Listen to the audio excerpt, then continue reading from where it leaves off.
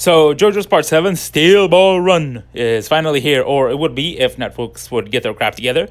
But regardless, a lot of people I know have been asking me how to get into JoJo's since, it's absolutely freaking insane. And I'm here to tell you the good news. Part 7, Steel Ball Run, actually takes place in a separate universe, so technically you can skip the first 6 parts and not be completely lost. But if you do that, I'm telling you, you're wrong, dumb, and I hate you.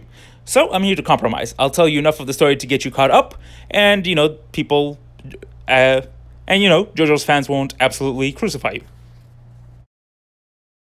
So part 1 begins in the land of perpetual darkness and rain, and follows 2 people.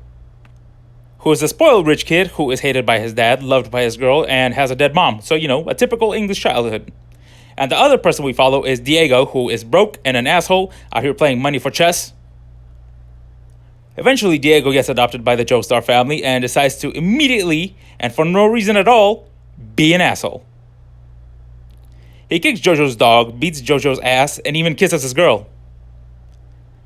Now this obviously got heated because he has absolutely no game. Watching JoJo flirt is heated because he has absolutely no game. Watching JoJo flirt is as painful as watching me talk to a woman.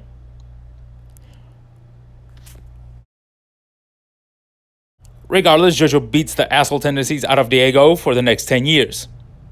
So 10 years later, got buff as hell, like hot damn. And him and Diego are best friends now, somehow, playing football together, but Diego, being a sneaky bitch, decides that he wants the Joestar fortune and begins poisoning JoJo's dad, and is like, oh, hell no. And he calls the cops. So Diego's like, screw it, it's Morbin time. Puts on a stone mask, and bing bada boom, he's a vampire. And Diego does what vampires do best. So being the only one left, JoJo sets his house on fire and yeets Diego off the roof. And you know what that does? Because Diego survived and decides to turn the entire population of England into freaking ghouls. Meanwhile, find the guy with his girl, but just as life is about to be sweet, this Italian dude, Baron Zeppeli, shows up and starts punching frogs for no reason. But the main reason he is here is to murderize Diego because he knows sun magic, and he also trains JoJo in Hamon, aka sun magic. And to make a long story short, fights Diego, cuts his head off, and everybody lives happily ever after. JoJo even marries his girl and she gets pregnant. Yeah, it turns out that Diego is still alive, only has a head, and he shoots JoJo in the neck with his eye lasers, which is a power that he has for some reason. So while dying, JoJo decides to go down with the ship and take Diego down with him. Spoilers, but this does not work. And so ends part 1 of JoJo's. Overall, it's a pretty short season, but it does send the foundation for the rest of the series. JoJo is buff, but kind of boring, and Diego is absolutely insane, so he's technically entertaining. And then everybody else was pretty much useless. Part 2 follows grandson Joseph, aka the best JoJo, because he has the power of luck and bullshit on his side.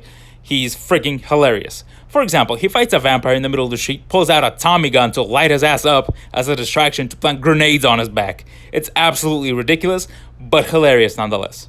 Anyway, the story of this part is Joseph fighting ancient Aztec vampires who listen to dubstep. So in the beginning of the season, Joseph gets wrecked by the Pillarmen, but through the power of bullshit, he survives and trains with his besto friendo, Shiza, in sun magic. Now this part takes place in the late 1930s, and you know what else was happening in the world during that time? So in order to defeat the Pillarmen, Joseph has to team up with, yes, that is in fact a cyborg German from World War II.